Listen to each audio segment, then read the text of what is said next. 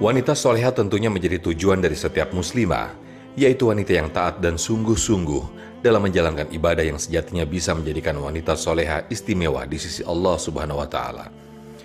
Bahkan di dalam Al-Quran terdapat banyak ayat yang membahas betapa istimewanya wanita soleha dalam Islam. Hal ini terbukti dengan diceritakannya kisah-kisah para wanita soleha seperti Maryam dan istri-istri Rasulullah SAW dalam berbagai surat Al-Quran. Lantas, apa saja yang termasuk dalam kriteria-kriteria wanita yang soleha tersebut? Mari kita simak ulasannya kali ini. Selamat menyaksikan.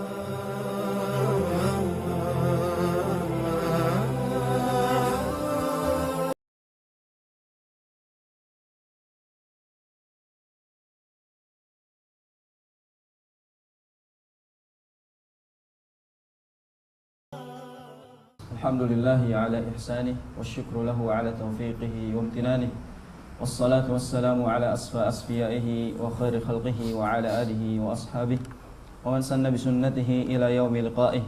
Ashhadu an la ilaha illallah ta'ziman li sya'nih wa ashhadu anna Muhammadan abduhu wa rasuluhu ad-da'i ila ridwanih. Allahumma salli ala nabiyyina Muhammad wa ala ali Muhammad. Allahumma inna nas'aluka ilman nafi'a ورزقا طيبا وعملا متقبلا اللهم لا علم لنا إلا ما علمتنا فعلمنا ما ينفعنا وزدنا علما اللهم فقهنا في الدين وعلمنا التأويل اللهم لا سهل إلا ما جعلته سهلا وأنت تجعل الحزن إذا شئت سهلا يا رب العالمين. Alhamdulillah. Kriteria pasangan seperti apa yang bikin betah?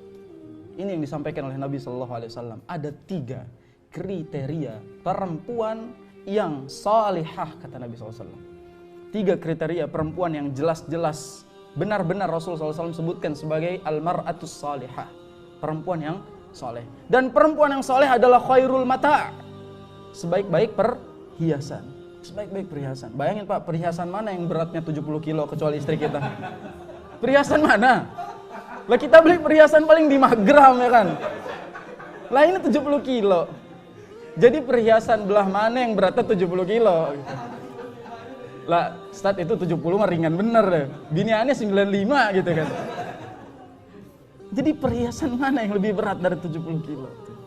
Maka dalam hal ini sebaik-baik perhiasan kata Rasulullah SAW adalah perempuan yang soleh. Ada 3, cuma 3. Nih yang ibu-ibu ingat-ingat nih. Ada 3. Yang pertama, kata Nabi SAW, wa idza nazarta ilaiha sarratka. Yang kalau kita ngelihat dia ngademin mata. Yang kalau kita ngelihat dia ngademin mata. Ini bukan soal cantik rupa, tapi bagaimana dia mempercantik dirinya.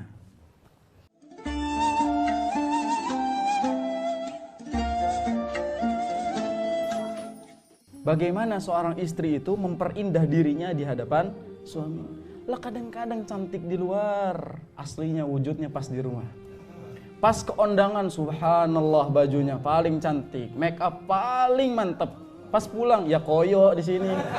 Ya di sini koyo, minyak angin di sini. Di luar minyak wangi kan set. Pas di rumah koyo, minyak angin di sini. Suaminya mau cium kan, ya Allah ya Rahman, setiap malam baunya koyo lagi, baunya minyak angin lagi. Paling minimal minyak kayu putih. Ya, coba bayangin, apalagi yang usia udah mulai 50 ke atas, kan pulang ke rumah, ya Allah nenek-nenek lagi gitu kan. Ya enggak? Kadang istri lebih wangi di luar enggak Pak? Istri siapa? Macam-macam, beda-beda dong gitu. Kalau misalnya istrinya di hadapan suaminya wangi, cantik, pakaiannya terbaik di hadapan suaminya, itulah istri yang salihah. Makanya Nabi SAW katakan, idza nazarta ilaiha sarratka. Kalau kamu melihatnya, itu ngademin mata, bikin kita tenang. Sehingga kita tuh selalu mengatakan bahwa gak ada lagi yang lebih cantik dari istri saya. Gak ada perempuan di luar sana yang lebih ngademin mata saya kecuali istri saya. Karena istrinya cantik depan matanya, udah. Cuma dia aja yang ada di matanya. Dan kita sebagai suami harus meminta kepada Allah SWT, ya Allah, jangan jadikan satupun sosok wanita di mata saya lebih cantik dari istri saya. Harus. Karena yang lebih cantik mungkin, hati-hati yang bilang deh, hati-hati. HP-nya di silent kan? Aman insyaallah. Ya, hati-hati, pakai mode pesawat kalau bisa ya. Maka dalam hal ini kalau misalnya kita itu sudah mendapatkan laki-laki itu insanun basari, insan yang dipuasinya itu melalui matanya.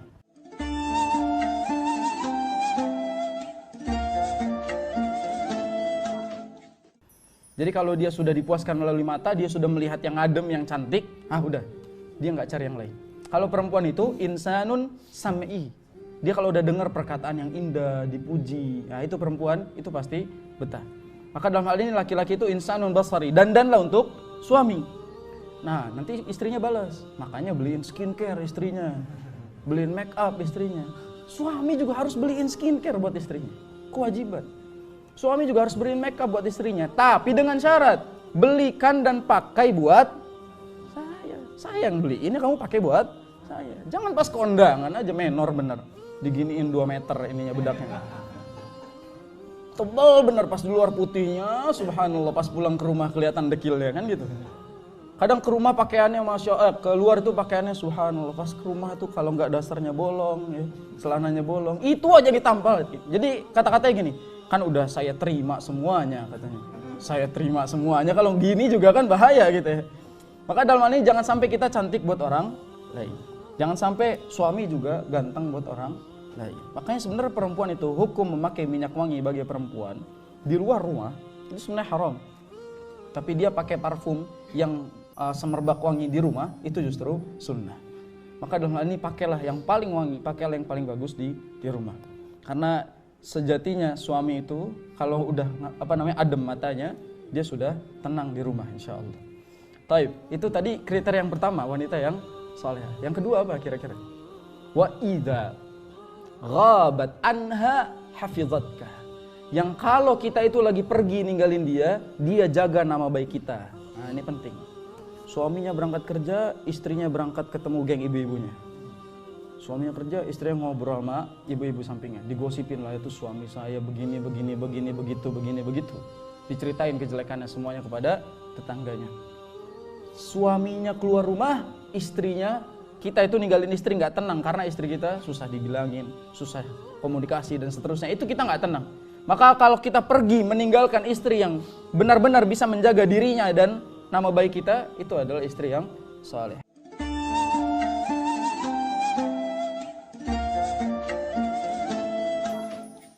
Yang terakhir, kata Nabi SAW, wa iza amartaha ata'atka. Kalau kamu perintah dia, maka dia akan taat. Tugas istri itu cuma taat.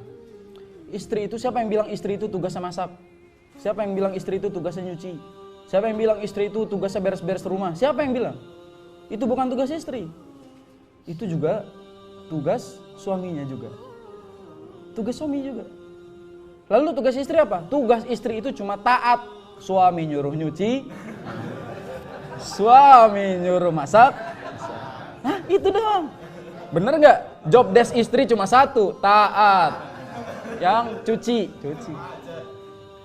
Jadi jangan bilang, ini masa nyuci kerjaan saya ini. Bukan, kerjaan kamu cuma satu, taat. Saya bilang masak. Saya bilang nyuci, ya nyuci. Selesai. Bahkan Nabi SAW kan katakan apa? Wanita itu paling mudah masuk surga. Istri itu paling mudah masuk surga. Kuncinya cuma satu. Dia itu taat kepada suaminya. Bahkan istrinya Fir'aun ini masuk surga. Itu bukan karena amal solehnya saja. Karena dia masih taat kepada Fir'aun. Padahal Fir'aun itu udah segitu bengisnya. Maka dalam hal ini ketaatan seorang istri adalah pintu surga bagi dia. Bahkan Nabi SAW katakan apa? Masuk surga ke jalur yang manapun yang dia pengen.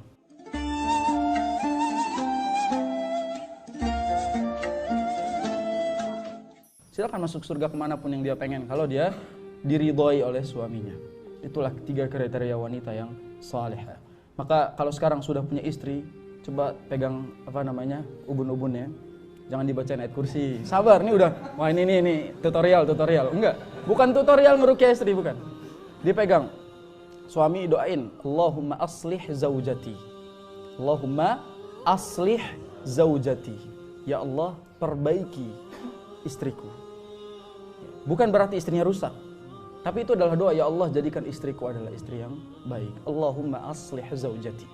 Udah selesai, istrinya gantian pegang kepala kita. Iyalah, masa istrinya doang? Gantian, istrinya pegang kepala kita. Allahumma aslih zauji. Allahumma aslih zauji. Ya Allah, perbaiki kondisi suamiku. selesai. Sudah baik suaminya, sudah baik istrinya, tinggal baik apanya? Keturunannya.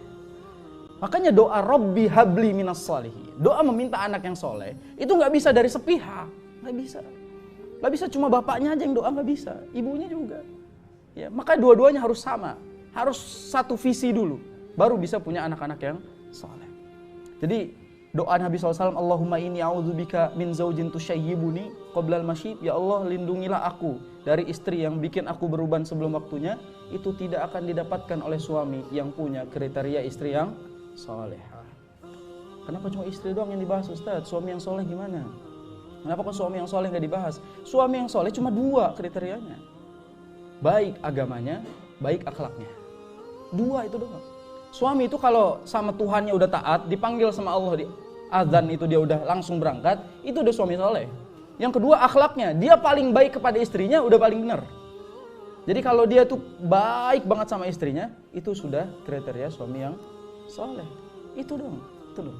Maka dalam hal ini kita harus tahu bahwa kriteria laki-laki itu lebih mudah dibandingkan kriteria perempuan. Artinya laki-laki itu lebih simple sebenarnya dibandingkan kriteria perempuan. Nah, jadi naudzubillah min dzalik, semoga kita semua diberikan pasangan yang Allah Subhanahu wa taala berikan taufik kepadanya.